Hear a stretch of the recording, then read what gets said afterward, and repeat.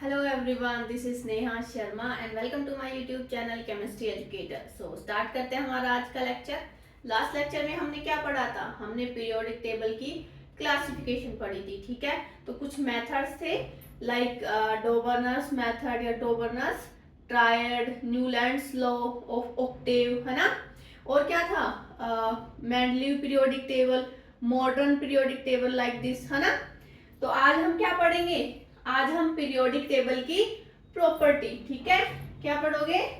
Periodic property,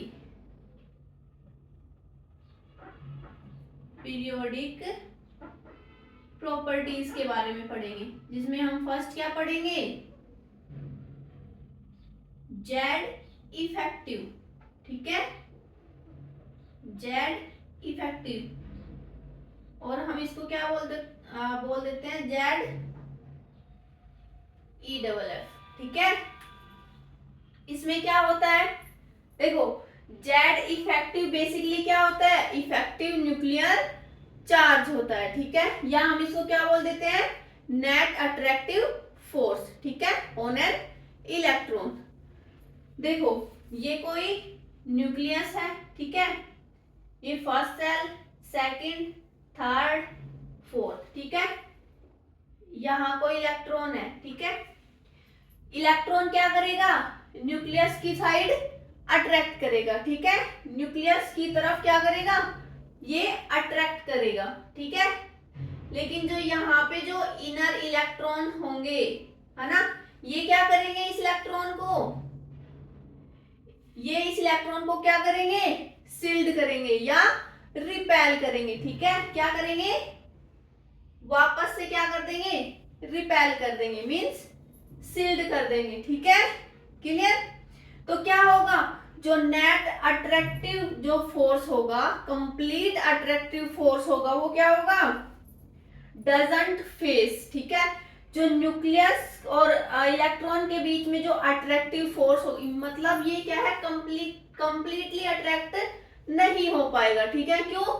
क्योंकि जो inner electrons है वो क्या कर रहे हैं? इस आउटर इलेक्ट्रॉन को सील्ड कर रहे हैं या रिपेल कर रहे हैं, ठीक है। तो ये क्या है हमारा? जेड इफेक्टिव, ठीक है। तो नोट डाउन करो।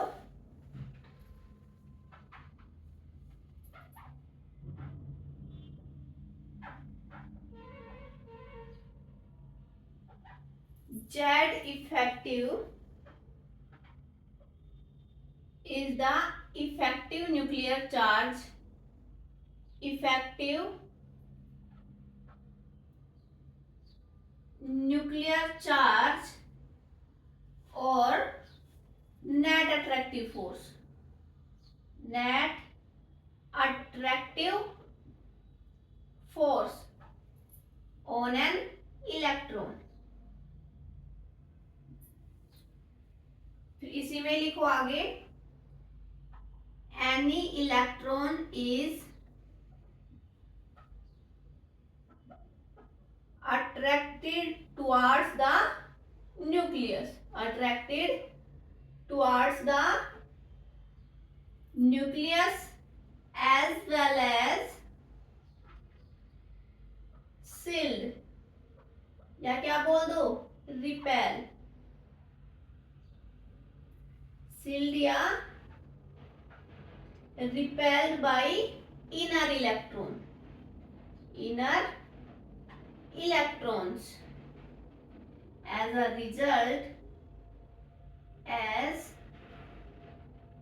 result an electron does not face the complete attractive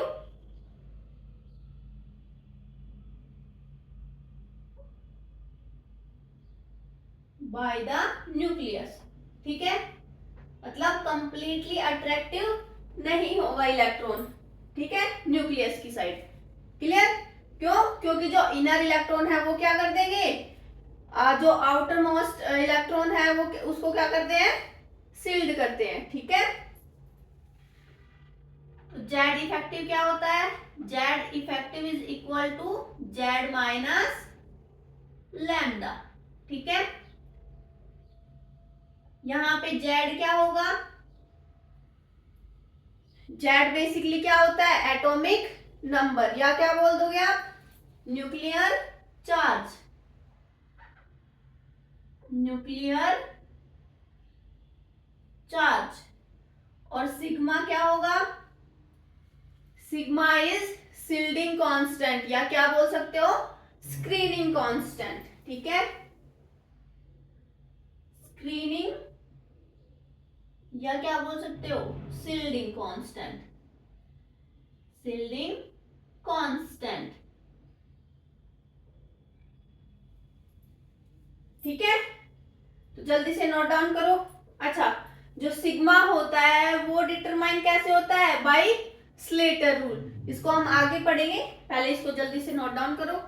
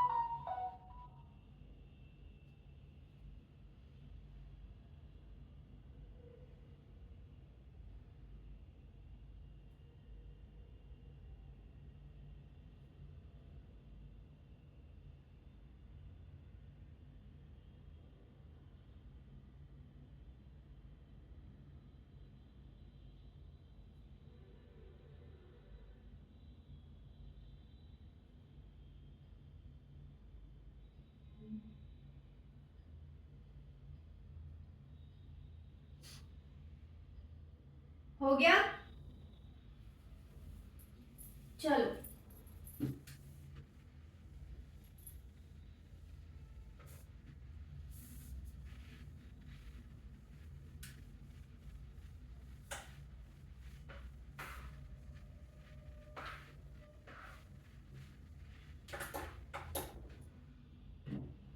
देखो, सिग्मा कैसे डिटरमाइन करते हैं, sigma is determined, sigma is determined by using Slater rule, Slater rule, ठीक है।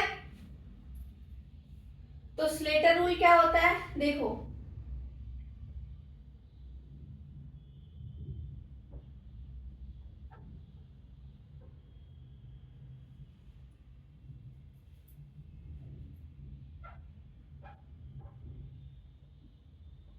To determine the Z effective, या क्या बोल दो, सिग्मा, ठीक है। The following steps are used, Slater rule के लिए कुछ स्टेप्स होंगे जिससे क्या निकलेगा, आप सिग्मा डिटरमाइन कर दोगे, ठीक है। अगर सिग्मा डिटरमाइन हो गया तो फिर डायरेक्टली आप जेड इफेक्टिव निकाल सकते हो, ठीक है। तो जो फर्स्ट स्टेप है वो कौन सा है, देखो, फर्स्ट स्टेप में क्या बोल रखा है,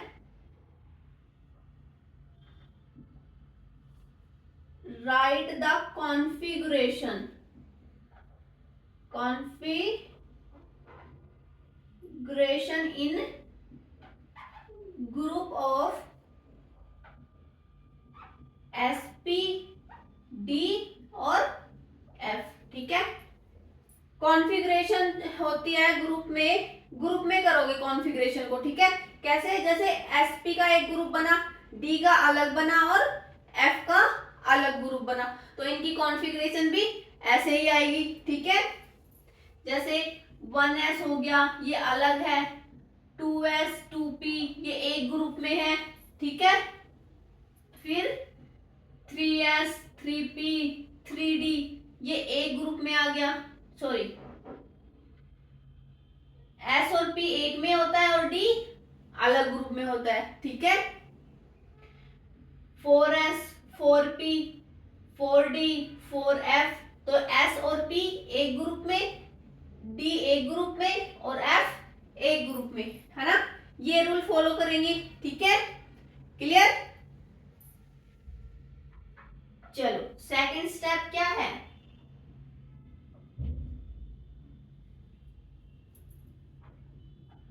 all the group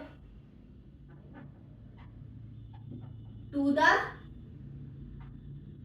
right of the group, right of the groups containing electron on which we have to find Z effective, वो क्या होगा, डू नॉट कंट्रीब्यूट, ठीक है। जिस इलेक्ट्रॉन का हम जेड इफेक्टिव निकालेंगे वो कंट्रीब्यूट नहीं करता, ठीक है, कंट्रीब्यूट टू सिग्मा, ठीक है। जल्दी से नोट डाउन करो, फिर नेक्स्ट स्टेप देखते हैं। चलो जल्दी से नोट डाउन करो।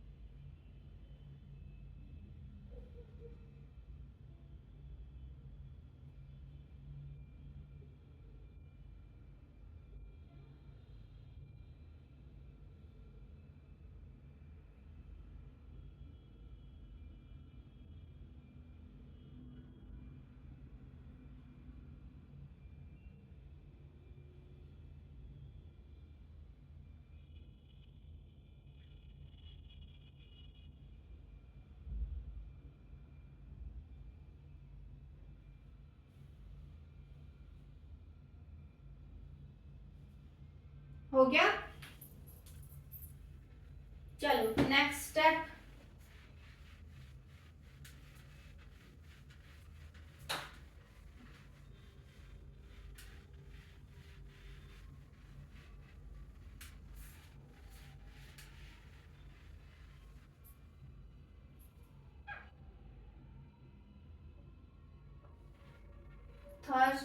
थर्ड स्टेप में क्या है,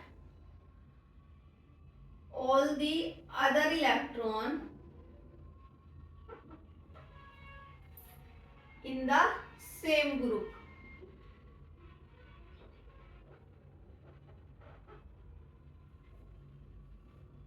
contribute 0.35 towards shielding,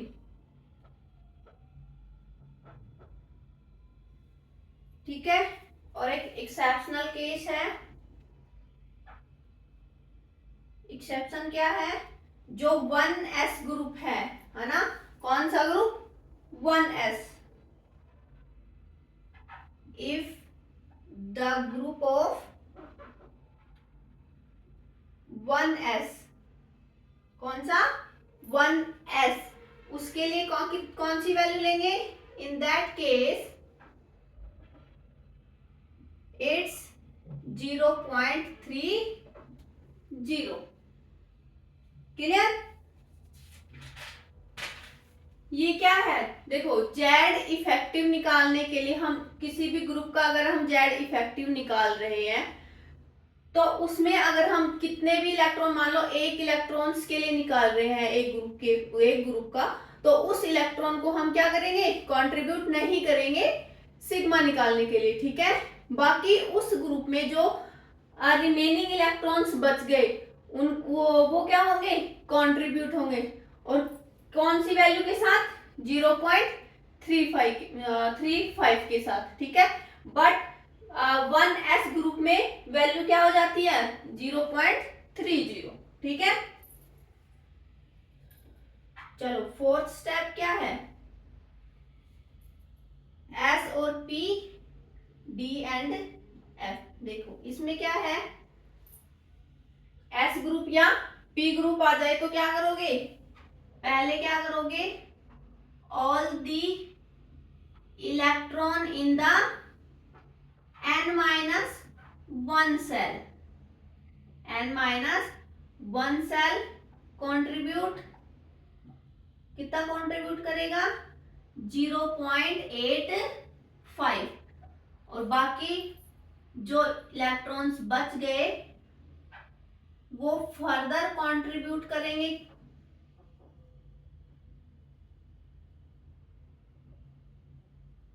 कितना 1। क्लियर।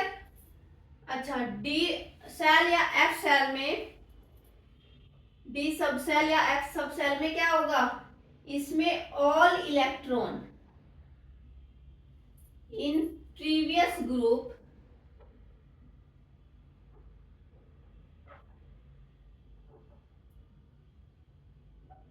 कंट्रीब्यूट 1।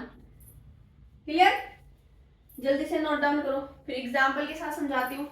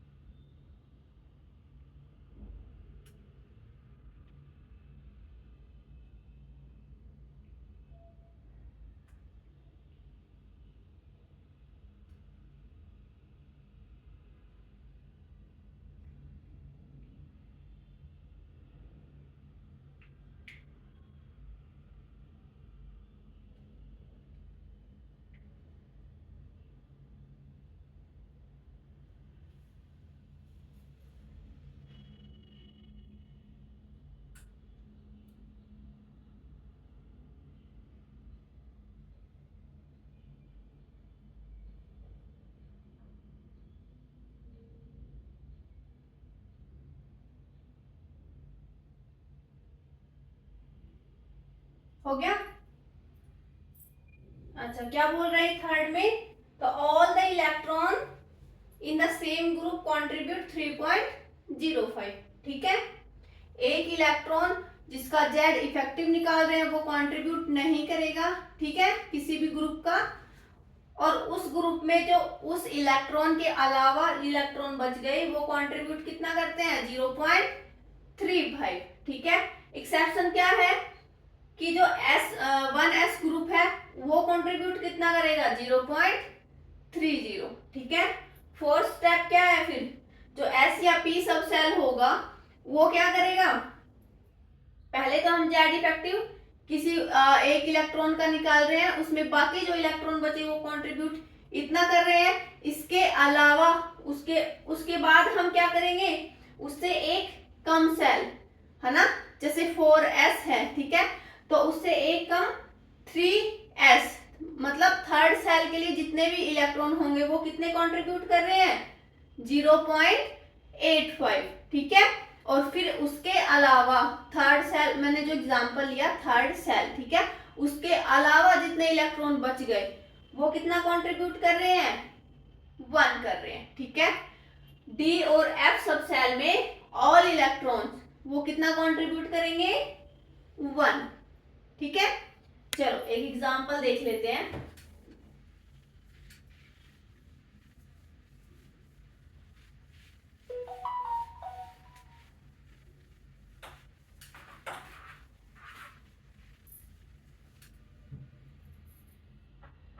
देखो जैसे मैंने ले लिया आयरन, ठीक है, क्लियर। तो आयरन का कॉन्फ़िगरेशन क्या होता है बताओ, आर्गन 3d6 4s2 है ना, और पूरा कॉन्फ़िगरेशन लिखे तो 1s2, 2s2, 2p6, 3s2, 3p6, 3d6 और 4s2। ठीक है, तो फर्स्ट स्टेप में क्या करोगे, ग्रुपिंग करो। ठीक है, 1s, 2s और 2p ये एक साथ आएंगे, सेम सेल है। ठीक है, ये सेम ग्रुप, ग्रुपिंग कैसे होती है, sp एक साथ, d and f, d and f क्या होते हैं, इंडिविजुअल ग्रुप बनाते हैं। ठीक है, तो 3d एक ग्रुप और 4s2 एक ग्रुप। ठीक है, अगर मैं बोलूं 4s के एक इलेक्ट्रॉन के लिए आप जेड इफेक्टिव निकालो, किसके लिए निकालो, 4s के लिए।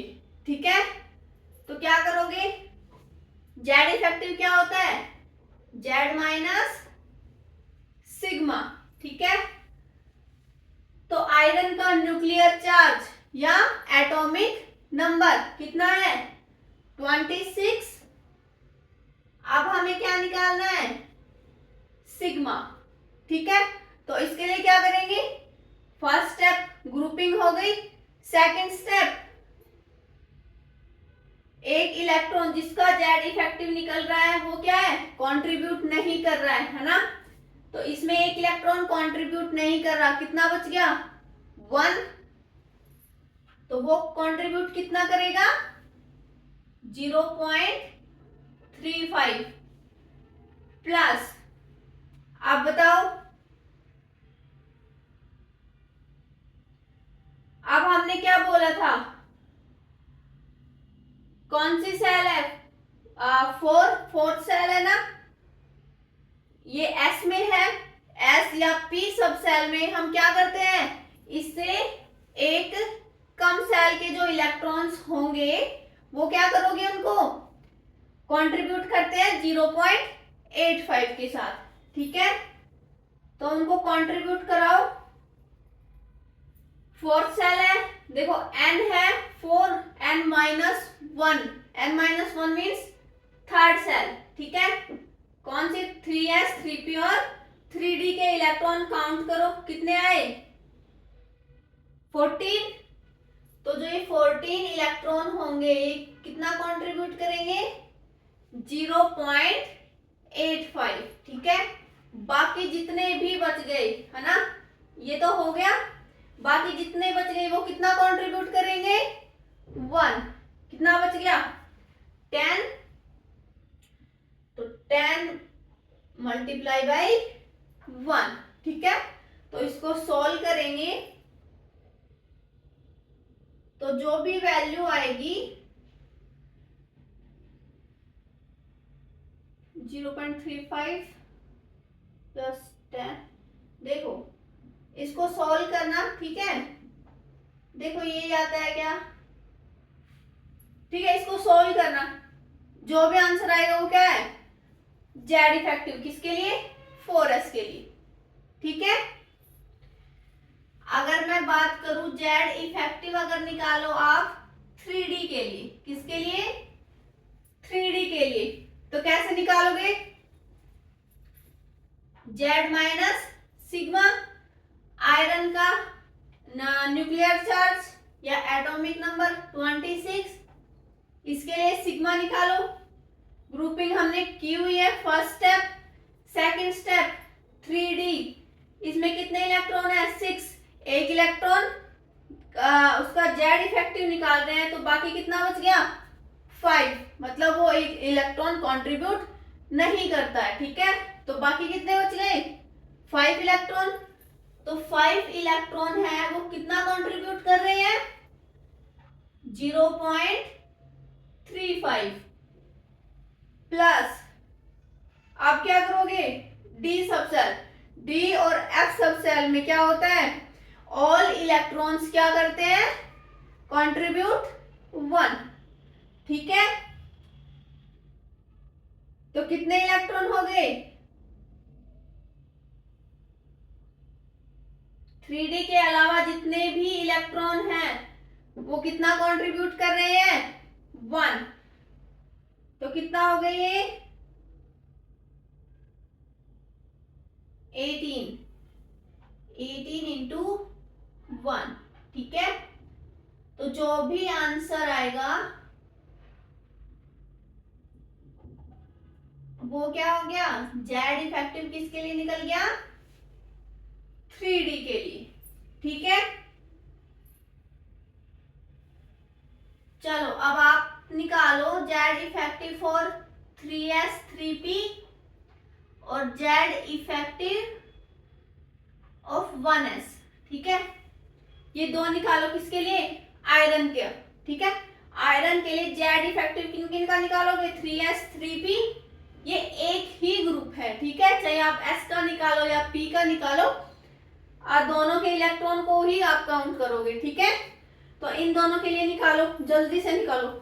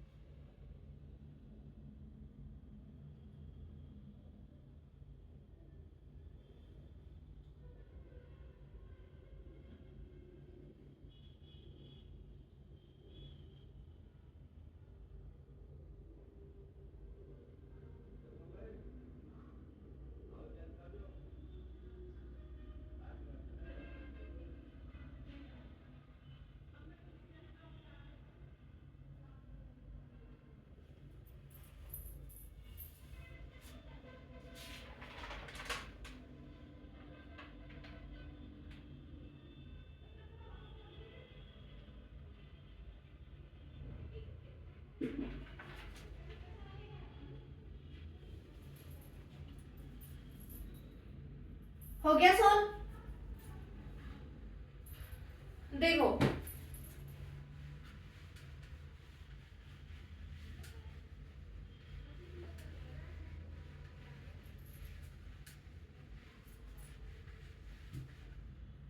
क्या निकालना है, जेड इफेक्टिव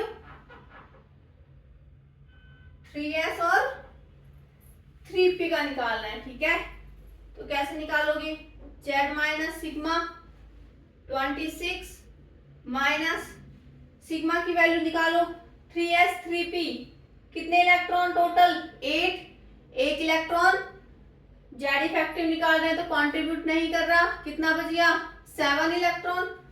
तो 7 इलेक्ट्रॉन कितना कंट्रीब्यूट कर रहे हैं, 0.35, है ना, क्लियर।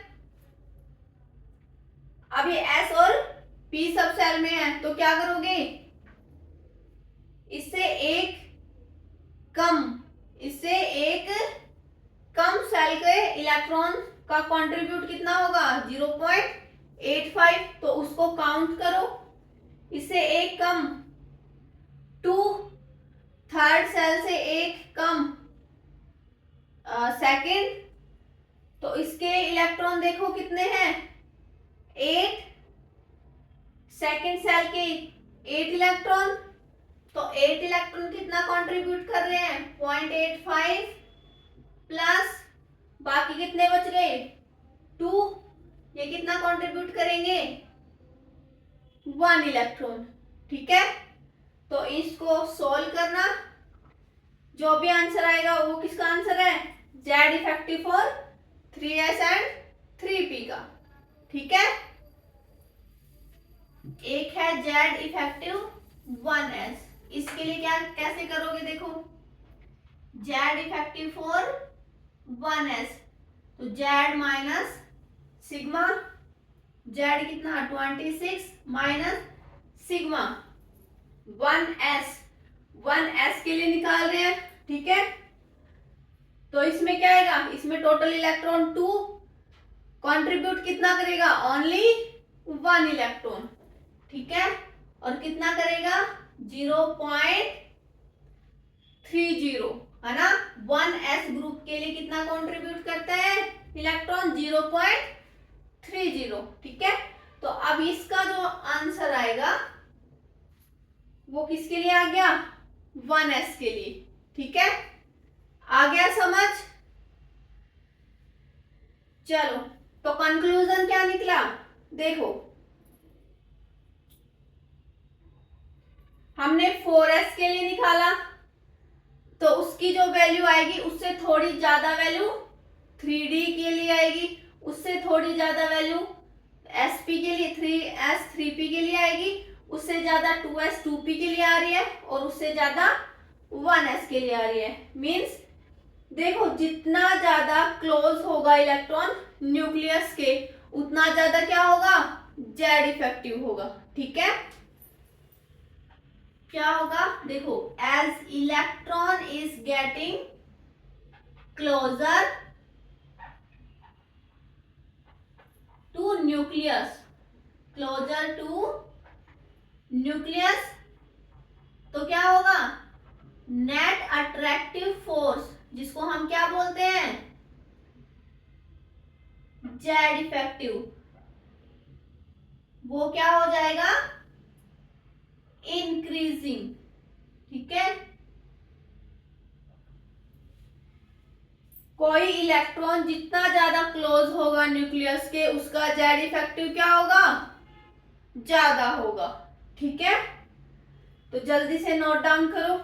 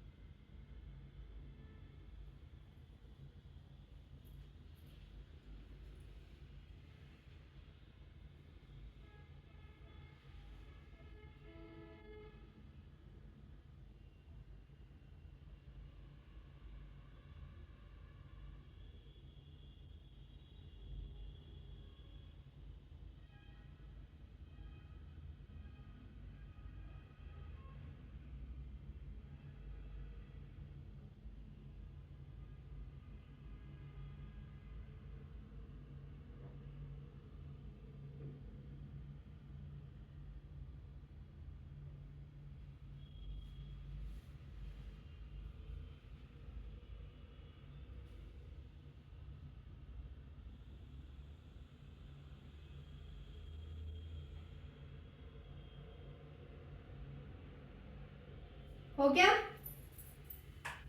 चलो, जेड इफेक्टिव में ही एक टर्म है पेनिट्रेशन पावर और शील्डिंग इफेक्ट, ठीक है। वो क्या होते हैं, देखो पेनिट्रेशन पावर क्या होती है, how close is orbital in to the nucleus, ठीक है। मतलब कोई भी ऑर्बिटल कितना क्लोज है न्यूक्लियस के, वो उसकी पेनिट्रेशन पावर होती है, ठीक है। क्या होती है पेनिट्रेशन पावर, देखो penetration power, penetration power means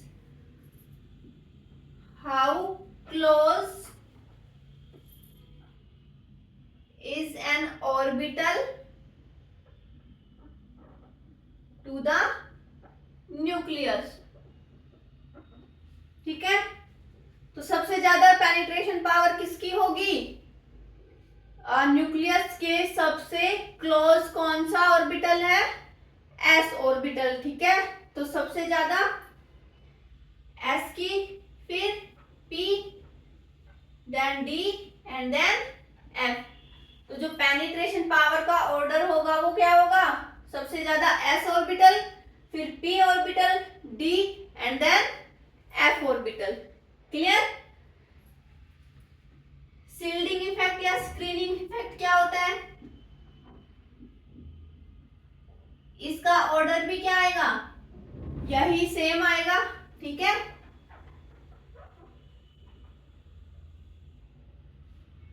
इसमें क्या होता है, इसमें भी वही, जो भी इलेक्ट्रॉन ना सॉरी जो भी ऑर्बिटल या जिस ऑर्बिटल में जो इलेक्ट्रॉन्स होंगे वो जितने ज्यादा न्यूक्लियस के क्लोज होंगे उतना ही वो क्या करेंगे, सील्डिंग करेंगे। ठीक है, तो उनकी जो सील्डिंग इफेक्ट होगा वो क्या होगा, इंक्रीज होगा, मोर होगा। जैसे ये कोई न्यूक्लियस है ना, ये इलेक्ट्रॉन है S P D and F. ठीक है,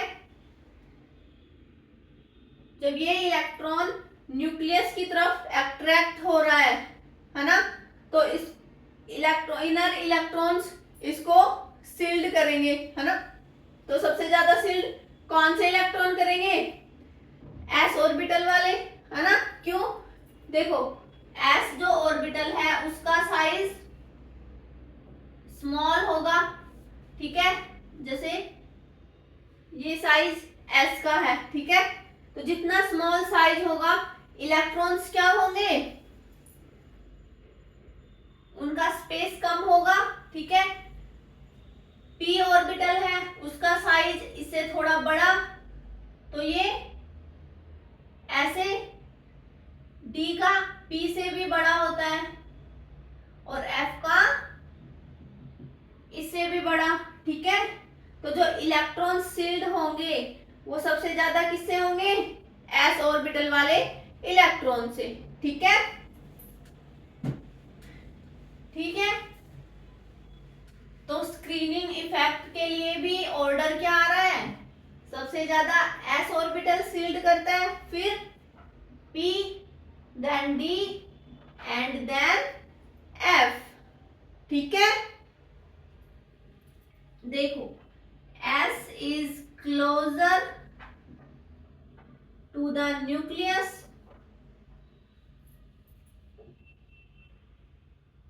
hence provide better shielding। ठीक है, न्यूक्लियस के क्लोज है एस, तो वो बेटर शील्डिंग प्रोवाइड करता है। ठीक है, in addition D and F are very diffused, because उनका साइज क्या होता है, लार्ज होता है। ठीक है, very diffused orbital, then they do not provide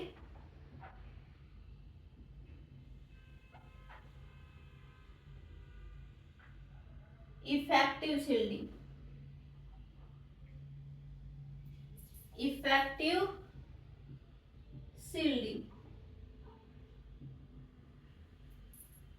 clear, जल्दी से नोट डाउन करो।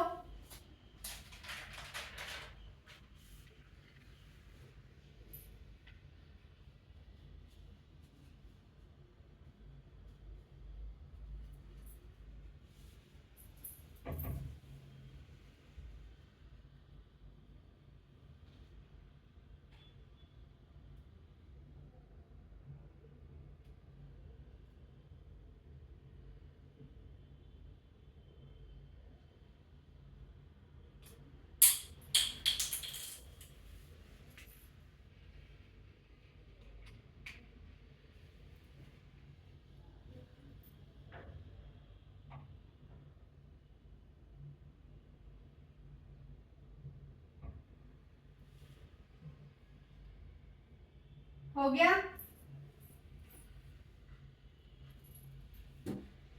देखो तो जो जेड इफेक्टिव आपको निकालना आ गया है ना, Z effective top to bottom अगर हम जाते हैं इन ग्रुप, है ना, इन ग्रुप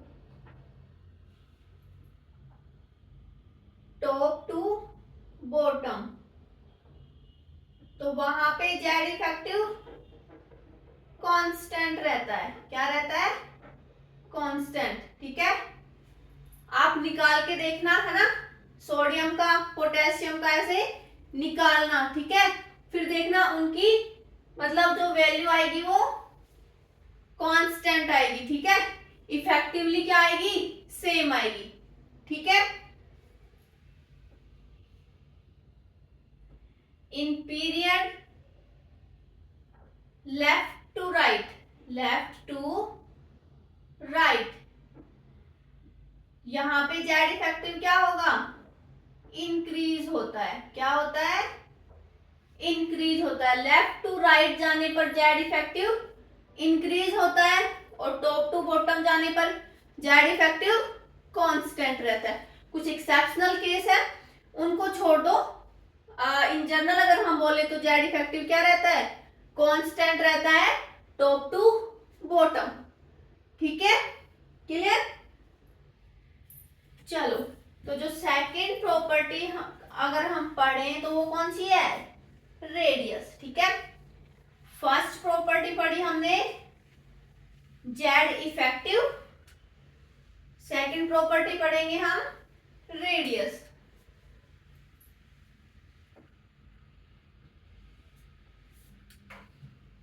देखो, सेकंड प्रॉपर्टी है radius,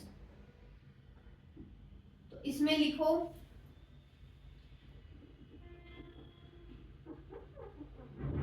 the radius of an atom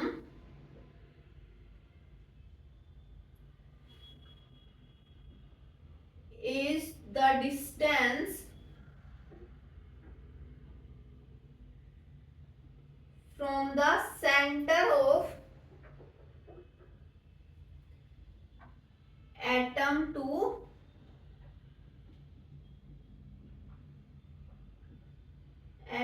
the outermost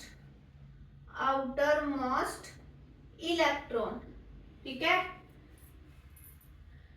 radius क्या होती है, डिस्टेंस होती है किसकी, centre of atom to outermost electron तक की जो डिस्टेंस होगी उसको हम क्या बोलते हैं, रेडियस बोलते हैं, ठीक है। But since position of an electron can not be determined,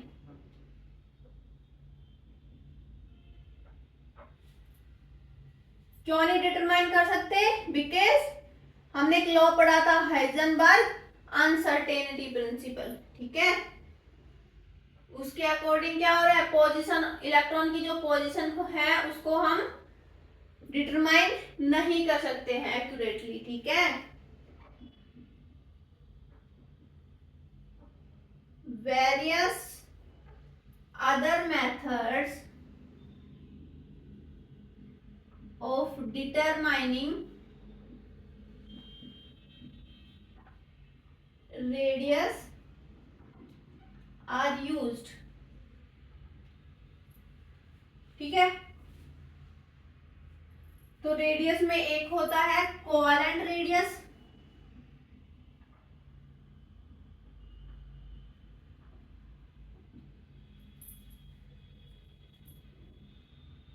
एक होती है metallic radius,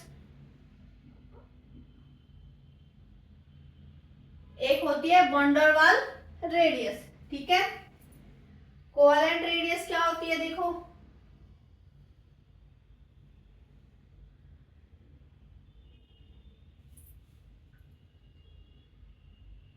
covalent radius is the half of distance between, ये क्या बिटवीन, ठीक है, distance between atoms that are bonded by a covalent bond, covalent bond, ठीक है। और मेटालिक रेडियस में क्या होता है,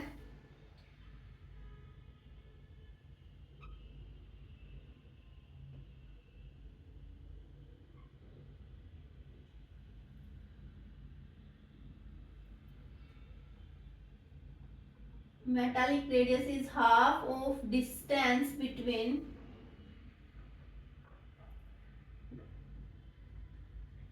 atoms are bonded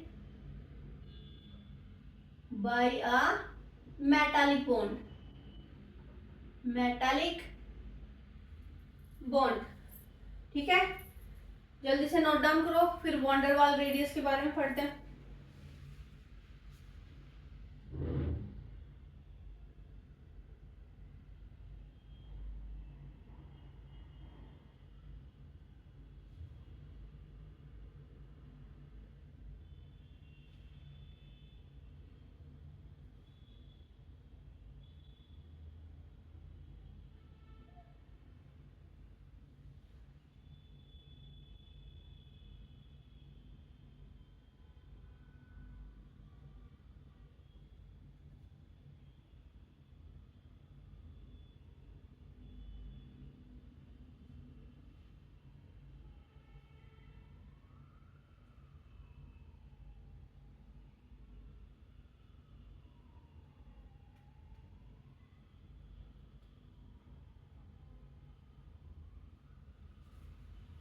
हो गया?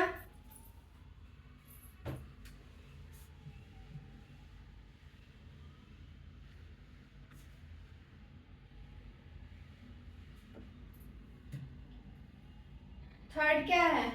Von der Waals radius. इसमें क्या होता है?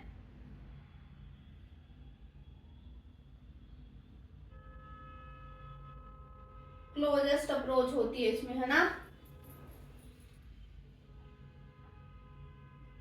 Van der Waals radius is half of distance between the atoms that are not bonded to each other,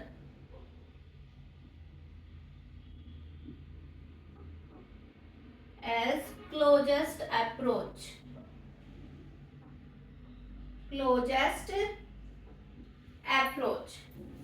ठीक है, तो अगर मैं रेडियस के ऑर्डर की बात करूं तो जो सबसे छोटी रेडियस होगी वो किसकी होगी? कोवेलेंट की, बिकॉज दो एटम्स क्या हो रहे हैं? एक दूसरे में मर्ज हो रही है ना? तो इसकी डिस्टेंस क्या हो रही है? कम। यहाँ पे टच हो रहे हैं, है ना? इनकी डिस्टेंस इससे ज्यादा, और इसकी डिस्टेंस मेटालिक रेडियस से भी ज्यादा। तो रेडियस का ऑर्डर की अगर हम बात करें तो सबसे कम कोवेलेंट रेडियस, उससे ज्यादा मेटालिक रेडियस, और सबसे ज्यादा किसकी है? Van der Waals radius. ठीक है, क्लियर? आ गया समझ? तो बाकी नेक्स्ट लेक्चर में कवर करेंगे। ठीक है, तो वीडियो अगर अच्छी लग रही है तो प्लीज वीडियो को लाइक, शेयर एंड सब्सक्राइब करना। Thank you so much.